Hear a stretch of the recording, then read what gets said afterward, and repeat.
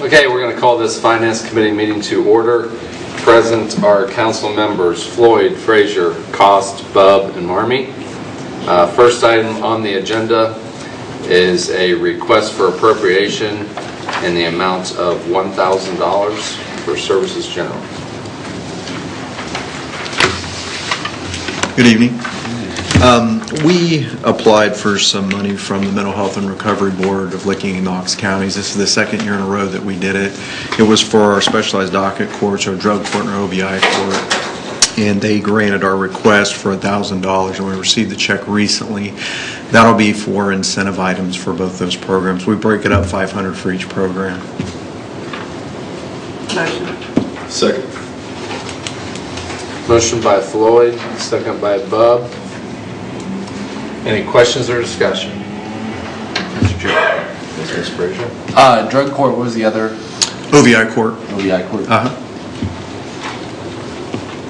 Any further questions or discussion? Seeing none, all those in favor signify by saying aye. Aye. Those opposed? Motion passes 5-0. Thank you. Next item on the agenda is a request for appropriation in the amount of $500 for outlay here. Good evening, Mr. Chair. The piece before you is $500 to Division of Police. There was a donation from a local financial institution. We would like to appropriate those monies back. It's noteworthy that these were not forecasted revenue projections during the budgetary process, rather additional monies that came into the city. Motion. Second. Motion by Floyd, second by Bub. Any questions or discussion? Seeing none, all those in favor signify by saying aye. Aye. Those opposed? That motion passes 5-0. Next item on the agenda is a request for appropriation amount of $3,248. Yes, Mr. Chair. The same rationale, but this money was seizure money. Again, was not forecast as revenue. We're going to onboard 4 new employees Thursday. We could use these bucks to get that done. Motion. Motion by Floyd, second by Cost. Any questions or discussion? Mr. Chair. Mr. Frazier. How often does the seizure money come in? Is it just? It's not predictable. Yeah. I don't even really want to estimate that. It's just not. Do you know how much we got last year? I do not. I'd be happy to check the auditor and get you a number. Just let me know. Any further questions or discussion? Seeing none, all those in favor signify by saying aye. Aye. Those opposed? Thank you, Mr. Chair. Passes 5-0. Thank you. And with that, this Finance Committee meeting stands adjourned.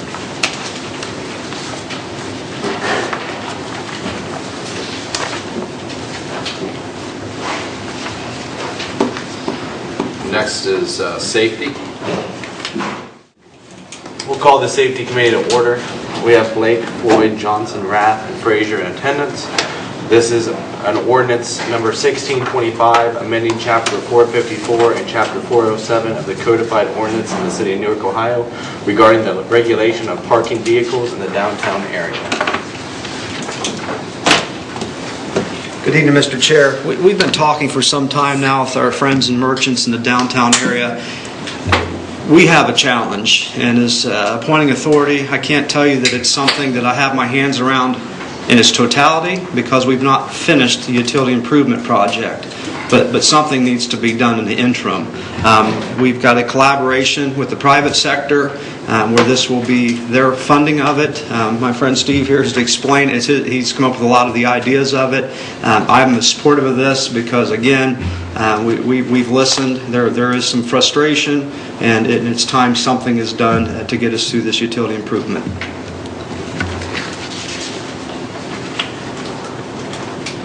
Yeah.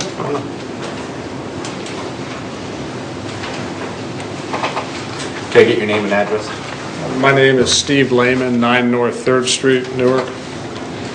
This all started at a meeting that was held here between the Downtown Newark Association and the city about concerns about parking. Several things were clear at that meeting. One is that enforcement, three things were clear. One is there's a parking problem downtown. That's not news. We've been downtown around the square since 1983, and there's always been a parking problem around the square. It's a little bit worse now because there's fewer spaces, and there is no enforcement. So the two things that were clear out of that meeting, besides the fact there's a parking problem, was there is no enforcement. The merchants, the downtown people who do businesses here want enforcement. Second thing was clear was the city currently does not have the capacity to do that for a lot of reasons. Parking enforcement is not on the city's agenda, and that's okay. But at that meeting, it became clear that enforcement was available by the means of hiring part-time, off-duty officers.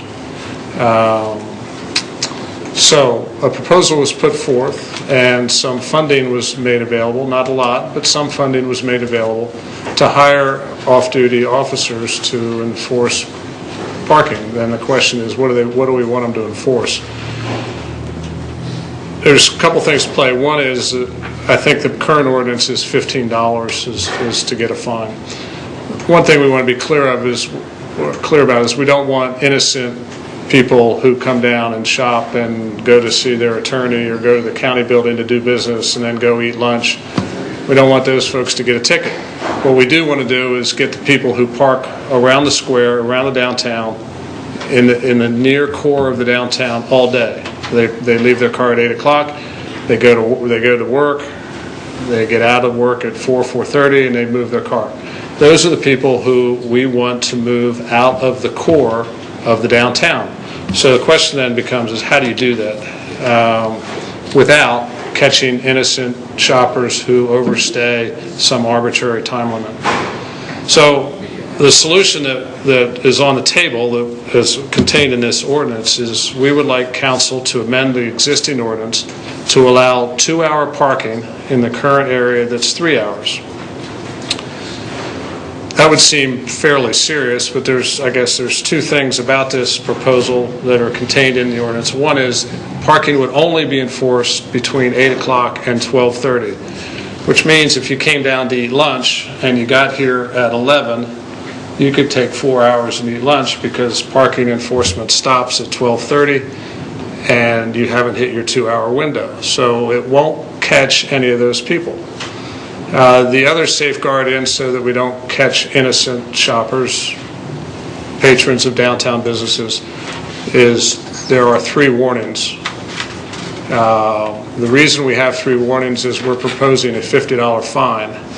We believe a $50 fine will change behavior. The behavior we want to change is people who park their car in the core of downtown all day. They're employees in the downtown. They are not customers. Well, they may be customers, but they're using the streets for a parking lot, and they're not while they're at business. And that's the behavior we want to discourage. $50 parking ticket, we believe, will do it. The question was raised, how much money will this ordinance raise? And my hope is that this enforcement raises no money.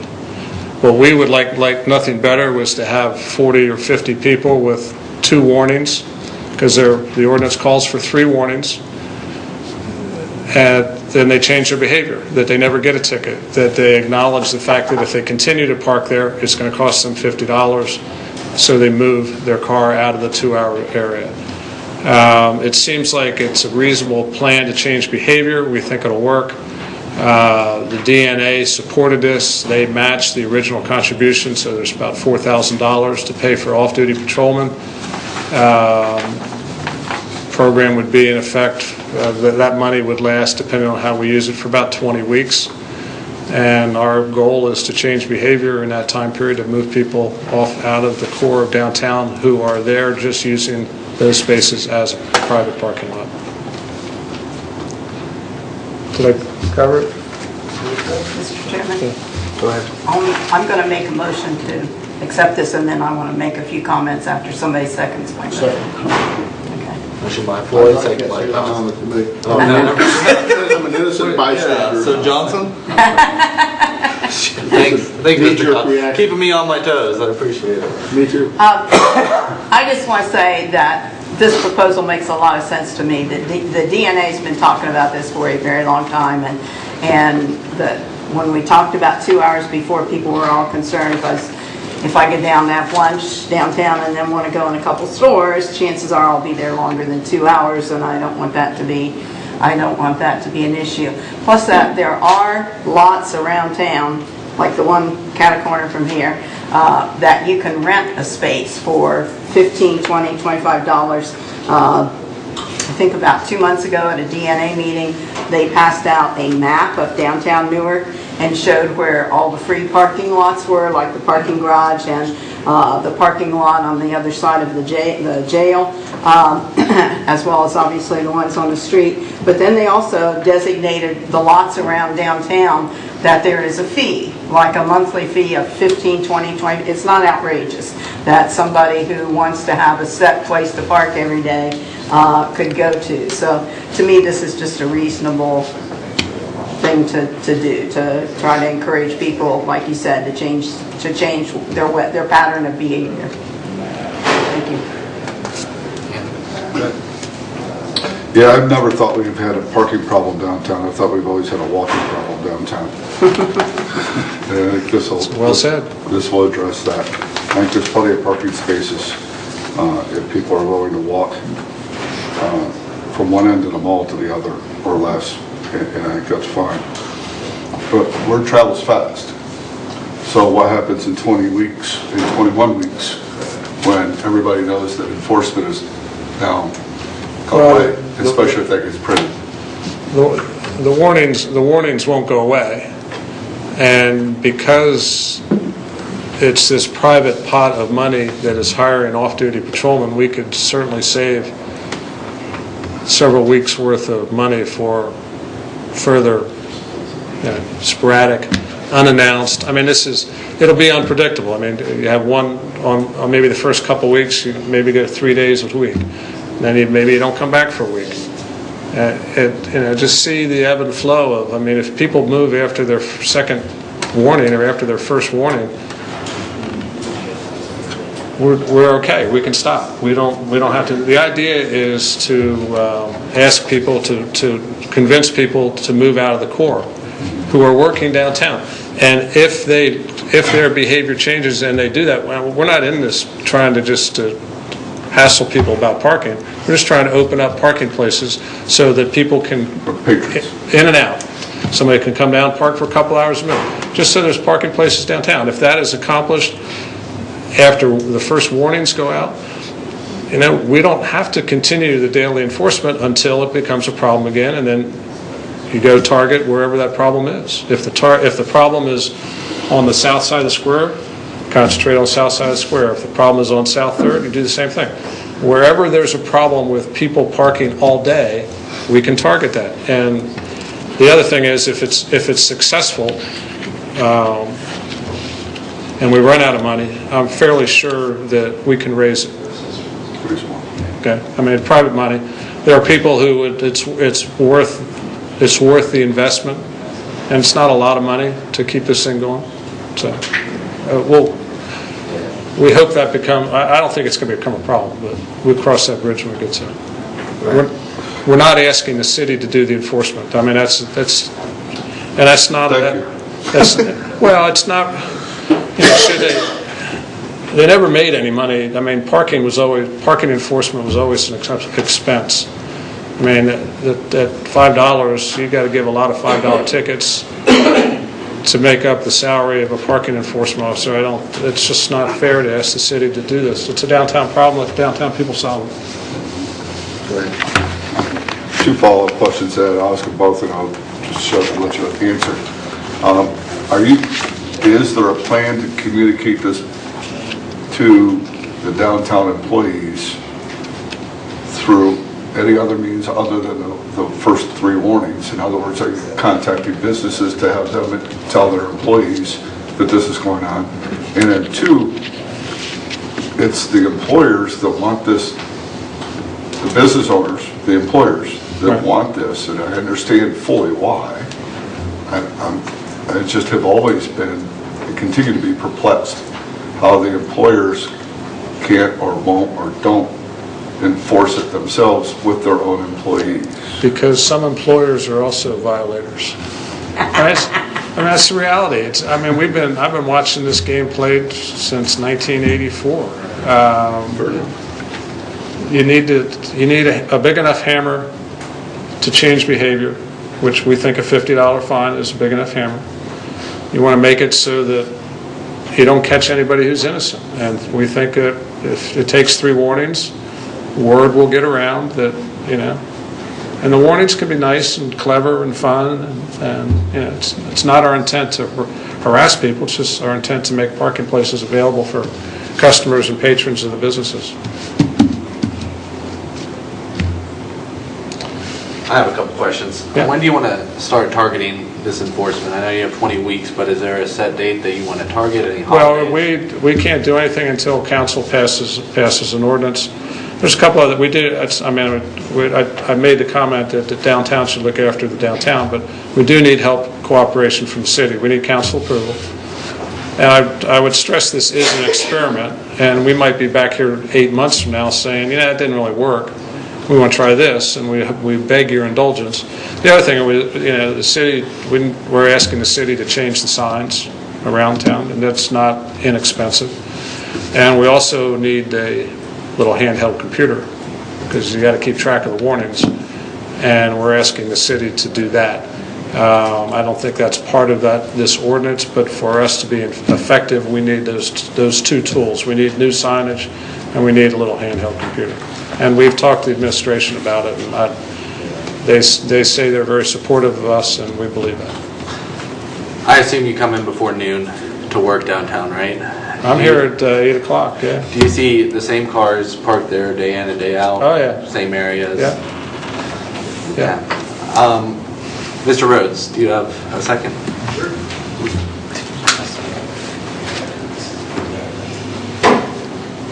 I take it you're in agreement, right? Absolutely. As far as the signs and the handheld device? We can take care of it. Okay. Well, the signs, we have a sign fabricator, and in terms of the handheld things, we just have to get with the chief of police and see what they need. Excellent. Thank you. Thank you, sir. Any other questions or comments from members of the committee? I just think it's a great idea. Any questions or comments from those in attendance? Yes, sir. Yeah, I just want to back up with everything Steve's brought to the table here. It's been an ongoing issue from day one, I know, from when Mayor Hall took office. I think that's one of the first things we talked about in our meetings was parking. The DNA has made a couple attempts to try to get this done within the organization. They tried to put pledges out and have people sign the pledges that they would honor the parking and that they would try to park outside the 3-hour limit. Unfortunately, I think all it takes is for one person to get negligent on that and the other people start falling into line. But when this proposal was made by Steve the other day at the DNA meeting, which was just last Tuesday, less than a week ago, they took a vote for this proposal. It was 100% unanimous in favor of it. I think that's very important to note. When they called for a voice, it was all yeas, there were no nays. And the other part I'd like to bring up, I don't think you mentioned, Steve, is on those warnings, they would actually be informative warnings. Not just, hey, you're in violation, but by the way, there's parking here, here, and here around the city. So actually, it's something that would be useful to people, especially if they were, like Steve puts it very well, the innocent shoppers maybe that are downtown that weren't aware of the parking enforcement that was being in place. And so we don't want to drive anybody away. We want to encourage people to come down, and we just want to have a positive behavior change on those people who are habitually violating the parking enforcement that is now in place. Thank you. Any other questions or comments? So we have a motion on the floor. All those in favor of passing this on to full council signify by saying aye. Aye. All those opposed? Passes 5-0. Up next will be the Personnel Committee. Service.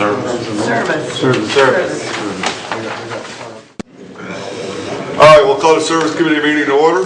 Those present are myself, Rath, Cost, Frazier, Floyd, and Bub.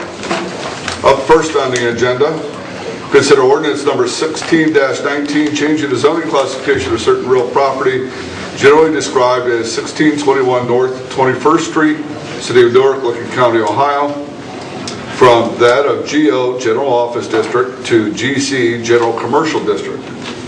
Mr. Rhodes, you have the floor. Thank you, Mr. Chair. If you'll notice in front of you, you have 6 items tonight, which are asking to change zoning and classifications. I'm not standing in front of you tonight speaking for or against these changes at this point. What I'm saying is this is the beginning of a process. From committee, it goes to council. Council, it would come to Planning Commission. At that point, I'll have a public hearing. At that point, 30 days later, I'll render an opinion as whether or not I think the change is valid or not. Then it comes back to council again. And at that point, you guys have a public hearing. And then at that point, you guys take a vote and make the final decision. So all 6 of these are going to kind of follow that path. So my recommendation is at this point is let it begin to travel that path. Let it begin to walk down that path, and we'll look at each and every one of these individually, and we'll give you guys an opinion on how the Planning Commission feels should you be inclined to pass it there. But at this point, the administration doesn't have an opinion one way or the other on any of these 6. But shortly we will if you pass it on to us. Okay. Any questions from the committee? Anybody in the audience here to speak on, anybody else in the audience, rather, here to speak on 16-19? I'll make a motion. So a motion by Floyd, seconded by Bub. Last chance for comments from anyone? All those in favor signify by saying aye. Aye. Opposed? That passes 5-0. I'll make a motion for 1620. Second. Can I read it first? Okay, just formality. Consider ordinance 16-20, changing the zoning classification of certain real property generally described as 158 Myrtle Avenue, City of Newark, Licking County, Ohio, from that of RM, Single Family Residence Medium Density District to GC General Commercial District. We have a motion by Bub, seconded by Frazier. Any questions or comments from the committee? Anybody in the audience have a comment on 16-20? Seeing none, all those signify by saying aye. Aye. Opposed? That passes 5-0. 16-21, consider ordinance number 16-21, an ordinance changing the zoning classification of certain real property generally described as 807 North 21st Street, Newark, Licking County, Ohio, from that of RM, Single Family Residence Medium Density District to GO, General Office District. Motion. Motion by Bub. Second. Seconded by Frazier. Any questions or comments from the committee? Any questions or comments from the audience? Seeing none, all those in favor signify by saying aye. Aye. Opposed? That passes 5-0. Consider ordinance number 16-22, changing the zoning classification of certain real property generally described as 813 North 21st Street, City of Newark, Licking County, Ohio, from that of RM, Single Family Residence Medium Density District to GO, General Office District. Motion. Motion by Frazier, seconded by Bub. Any questions or comments from the committee? Any questions or comments from the audience? Seeing none, all those in favor signify by saying aye. Aye. Aye. Opposed? That passes 5-0. Consider ordinance number 16-23, changing the zoning classification of certain real property generally described as 819 North 21st Street, City of Newark, Licking County, Ohio, from that of RM, Single Family Residence Medium Density District to GO, General Office District. Motion. Motion by Floyd. Second. Seconded by Bub. Any questions or comments from the committee? Any questions or comments from the audience? Seeing none, all those in favor signify by saying aye. Aye. All those opposed, same sign. That passes 5-0. Consider ordinance number 16-24, changing the zoning classification of certain real property generally described as 825 North 21st Street, City of Newark, Licking County, Ohio, from that of LO, Limited Office District, to GO, General Office District. Motion. Motion by Bub, seconded by Floyd. Any questions, comments from the committee? Any questions or comments from the audience? Seeing none, all those in favor signify by saying aye. Aye. Opposed? That passes 5-0. And I'm pretty sure I'm out of ordinances. That concludes the Service Committee. Thank you, Mr. Chair. Up next will be Economic Development Committee. Okay. We'll go ahead and call this meeting of the Economic Development Committee to order. Members present are Mr. Rath, Mr. Cost, Mr. Johnson, Mr. Frazier, and myself. I think it's the item on our agenda tonight is to consider ordinance number 1618, amending chapters 254, 628, and 636 of the codified ordinance of the City of Newark, Ohio, prohibiting discrimination on the basis of sexual orientation. When I introduced this legislation last week and gave it to our clerk to put on the agenda, obviously I did not know the events that would take place yesterday down in Florida, down in Orlando. So I think it might be appropriate for us to just pause at this moment, take a moment of silence to remember the first responders that responded to those tragedies yesterday, and also remember the families and all the families and individuals that were affected from yesterday's event. So if we could just take a moment to pause and have them in our thoughts and prayers.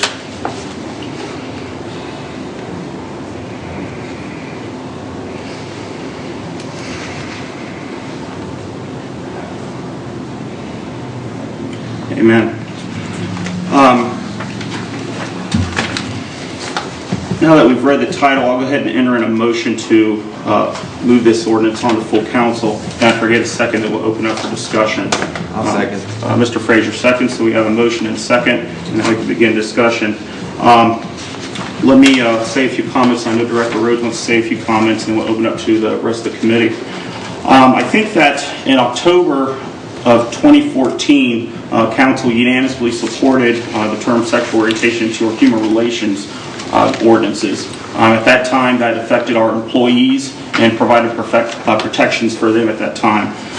Working with Equality Ohio, which Alex Shanks is sitting back here, myself and Councilman Roletta went over to Columbus and worked with Equality Ohio. We found out there were some other areas within our ordinances that we could update to make sure that we are fully inclusive and making things more equal amongst people that may be marginalized in our city. So I do want to thank Alex Shanks for your work and your help for bringing this forward.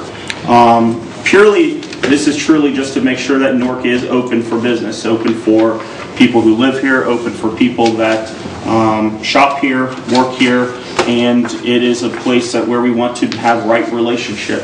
I think we want to respect people, value people, and that's truly the intent of this ordinance, and hopefully the intent by council by supporting this is that we could tell people that no matter what your difference is in our community, we accept you and we value your diversity. And so that's where I'm coming as the author of this legislation, and that's clearly where I'm going. Director Rhodes, do you want to make a few comments? We've had an opportunity to review the ordinance. The administration's in support of it, and we think it is current legislation for the current day that we live in. Thank you, sir. Appreciate the support of you and the mayor on this, and appreciate that very much so. I'll go ahead and open up comments to the committee, and then open up to the floor. If you want to come to the podium, just say your name and your address, and then feel free to speak whatever you feel is appropriate, and then we'll just go through a regular fashion like that. So if anyone from the committee, just please feel to tag me, or if anyone in the audience wants to speak, feel free to come forward. So.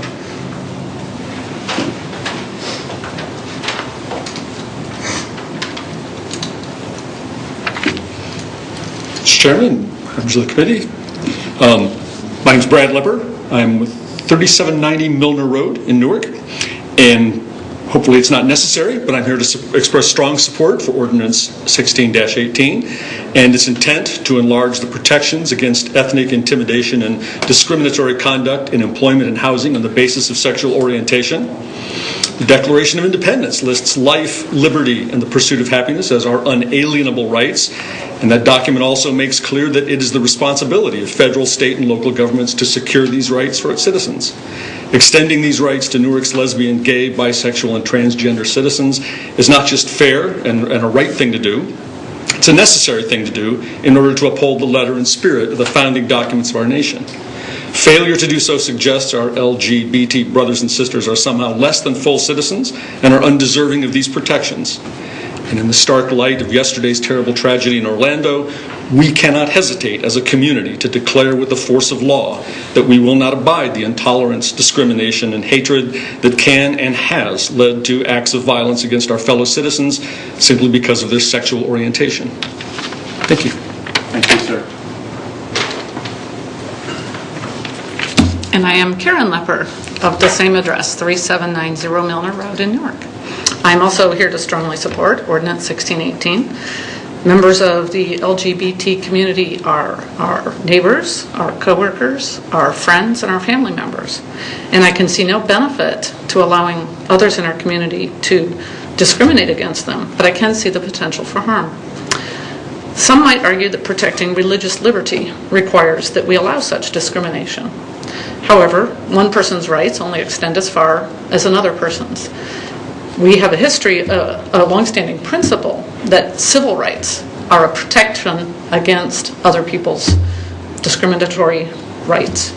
The terrible events in Orlando of this past weekend remind us that the need to protect the rights of our fellow citizens from hate and discrimination is still in force. And I would like us to show the LGBT community in Newark that we have their backs. Thank you. Thank you. Does anyone else wish to speak or have any comments they'd like to share with the committee? Ms. Rouleau.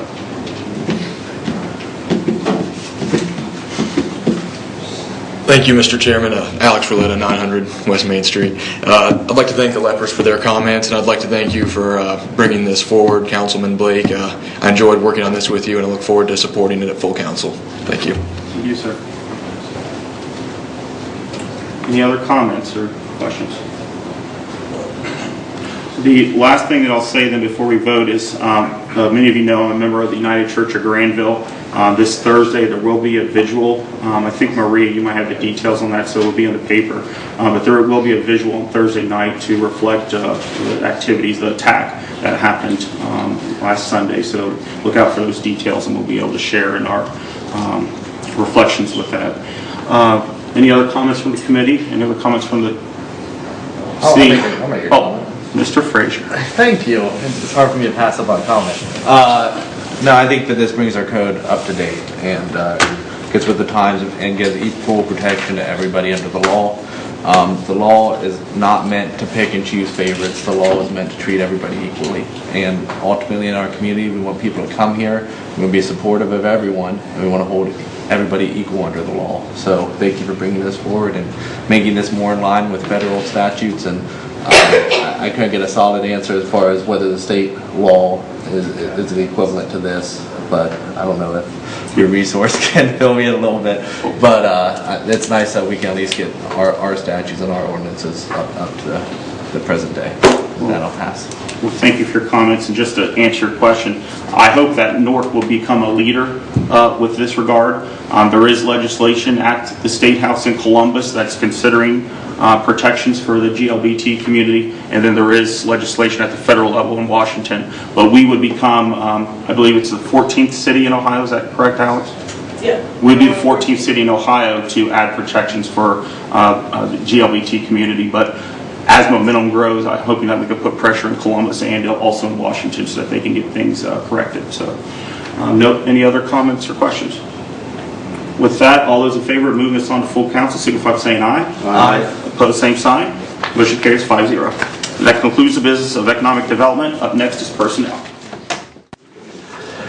Okay, We'll call this Personnel Committee meeting to order. It's June 13th, 6:10 p.m. Those present are myself, Ryan Bubb, Doug Marmee, Curtis Johnson, Alex Roletta, Jeremy Blake for D. Hall.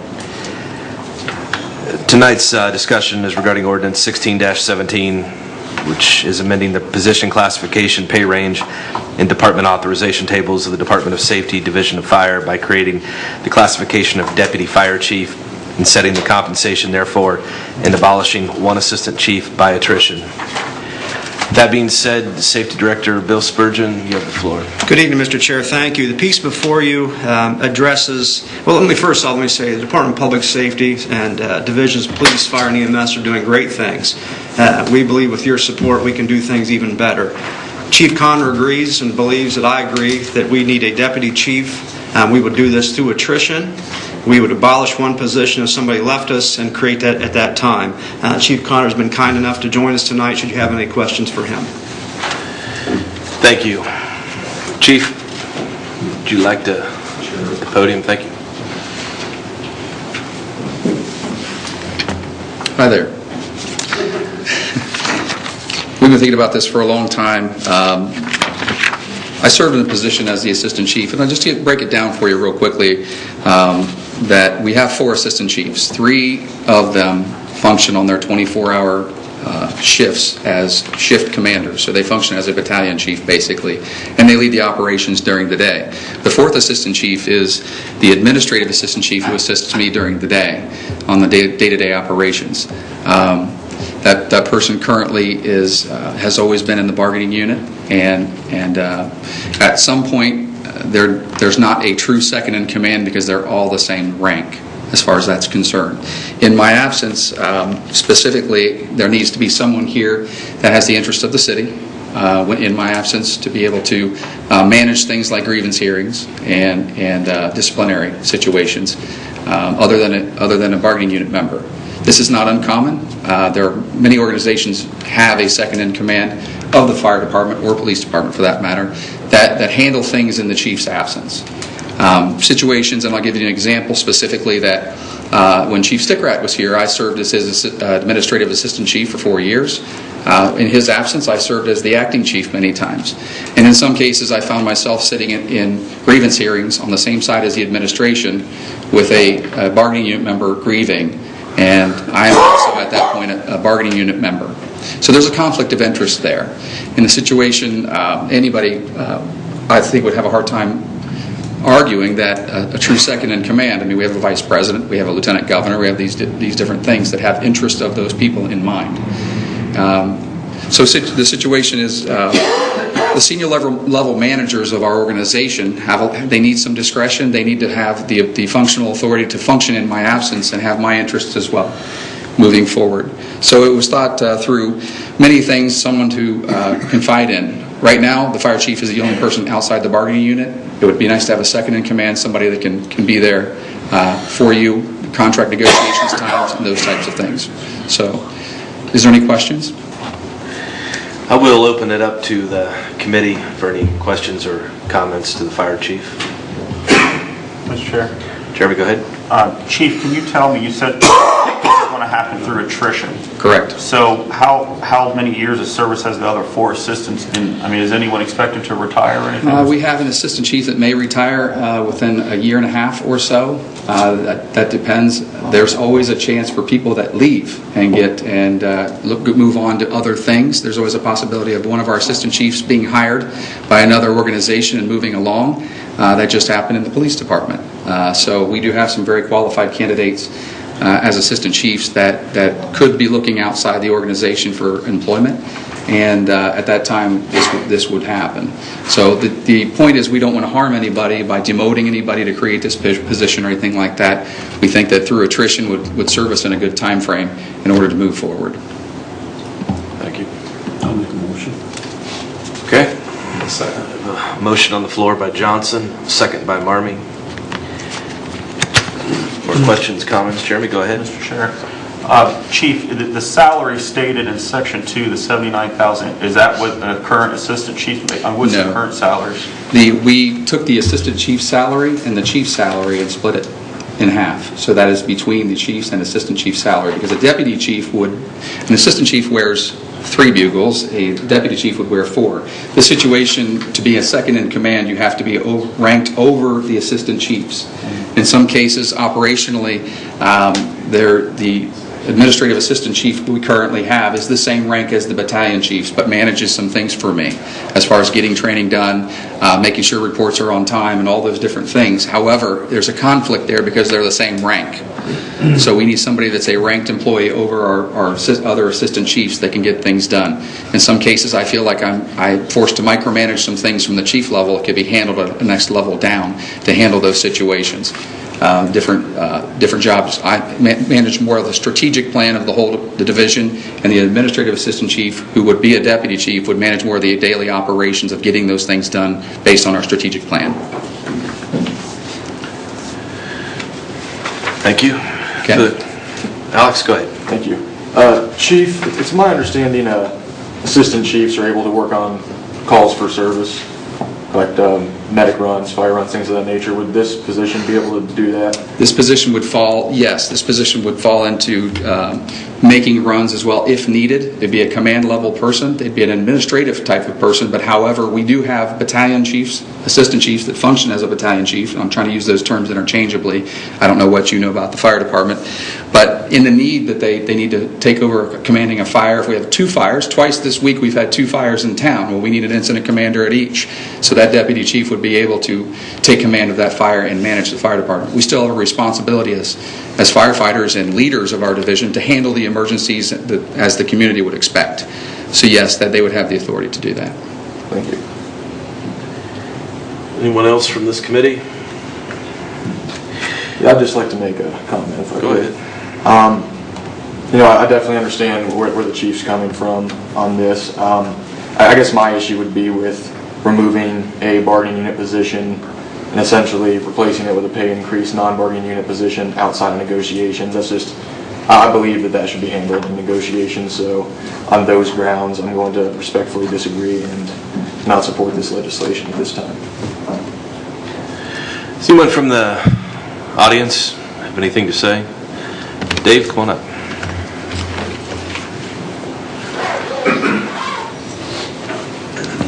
Thank you, Chair. Dave McElfresh, 153 North 39th Street, Newark, Ohio. Speaking as President of Newark Firefighters, Local 109. Once again, we find ourselves here at Council discussing things that should be discussed in negotiations and negotiated with the bargaining unit. Replacing a bargaining unit member with a non-bargaining unit member must be negotiated. I do not understand why we continue to have these items come to the council that should be in negotiations. We negotiate this year. Our contract is up. Negotiations usually start about October, 90 days prior to the expiration of the current agreement. That is the time and place for this. The fact that it is here and has a motion to move forward, I would like to comment on a couple things of public safety regarding this. We continue to run with less staffing. We clearly need more full-time firefighters on the streets. Station 4 is basically closed down. It's open very little due to cuts in staffing. Station 3, the West End station, is cross-staffed a large percentage of the time due to low staffing, which means you either have an engine or a medic, not both. Yet, with this ordinance, we seek to put another person in an office in a managerial position and do away with a position that currently can and does assist with staffing needs. Now, last week, you abolished a police officer position that was just on paper. It wasn't actually filled to create an office position. And I can't speak to the police department. Maybe they need it, maybe they don't. Obviously, the chief felt they did, and this council passed it. But this is a little different. You're being asked to abolish a fire officer position to create a managerial position in the fire department that clearly takes away from available funding and personnel that currently handles emergency runs in the city. This is not a position on paper. This is an actual person, a real employee, currently a firefighter, paramedic, and assistant chief. If we truly care about public safety, how can we continue to eliminate safety positions and create office positions? This should not be a partisan issue. This should not be a union versus non-union issue. This comes down simply, do you believe more firefighters on the streets available to take emergency calls will help make our citizens safe, or have the ability to possibly make them safer? Or do you believe creating an office, strictly a managerial position, will make our citizens safer? I believe that's the answer, and I believe the answer should be obvious. Thank you. Anyone else from the audience have any questions or comments? Doug, go ahead. I'm just going to say that because of a lot of different issues, and I'm not going to point fingers or anything, but in one aspect, Mr. McElfresh is correct. We don't have proper staffing at different times, whether it be a holiday weekend, whether it be a sunny Saturday, or whatever day it is, and for whatever purpose it is, we don't have adequate staffing for the safety of our citizens. So this council and the administration and everybody wants to come up with a model that's going to work. And that's what the fire chief and the safety director are asking for, is we need to change something because what we have is broken as far as a model. We don't have the money for any more full-time firefighters, and it would be great if we did. But we cut paving dollars this year to save firefighters and police officers, because that is a priority in our city, but so are our streets. It's not a higher priority than the safety of our citizens, but it's a priority. That is what government is in place for, is to make sure of infrastructure, that there's infrastructure available. And I am going to support the chief and the administration in trying to come up with a solution to our current model that we have, that we honestly just can't afford at this point, and we've got to find a way to afford it so that we do have properly paid, trained firefighters with the proper equipment, and we're not sacrificing at any level in there in order to make sure that we meet a budget. So I'm going to support the chief and the administration on this. Good. Mr. Chair. Jeremy, go ahead. Chief, two questions. The first one is how often does the current administrative assistant chief actually go out and, the claim is that we're taking someone from the sort of, I don't want to say, the real fighting of fires and real services provided. Is this person clearly just administrative now? He is administrative every day. He works a 40-hour work week with me. The difference is that currently he qualifies for overtime. If there is a need, he could do that. He also contractually has the ability to ride the paramedic unit one 24-hour shift a month in order to qualify for a bonus that is in the contract. So that's the minimum requirement, and that's what he does in order to get that bonus. This deputy chief's position would not do that, because that would not fall under the same collective bargaining agreement as the firefighter paramedics currently do. But his job is administrative. He does a lot of the spreadsheets and data, and runs the website, manages physical resources, all of our apparatus and replacement apparatus maintenance, and those types of things, personnel issues. So it's a 95% administrative job, but he chooses to do some of the contractual benefits now in order to get a bonus at the end of the year. So the numbers that we're arguing and trying to keep all 4 of our fire stations open, this person's administrative anyway, so it's not really helping that. He could come in overtime. He does not generally do that. Occasionally, he would do that in a pinch.